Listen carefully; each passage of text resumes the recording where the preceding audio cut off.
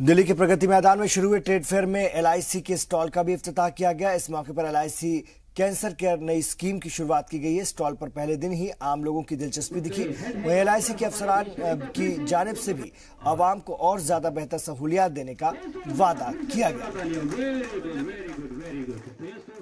आज के दिन एलआईसी ने एक नई प्रोडक्ट की शुरुआत की है जो कैंसर केयर प्रोडक्ट है, और ये उन लोगों के लिए जो हेल्थी हैं और आने वाले दिन में अगर उनको कुछ हो गया, कैंसर स्टेज 1, स्टेज 2, स्टेज 3 के सारे स्टेजेस की कवर करने के लिए आज के दिन का ये शुरुआत है।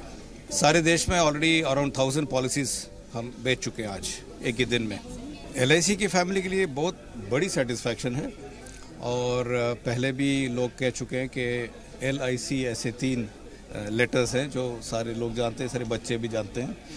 तो ये हम बहुत सालों से हमारी ब्रांड वैल्यू चलती आ रही है, ब्रांड का विश्लेषण हुआ है और आने वाले दिनों में भी रहेगा।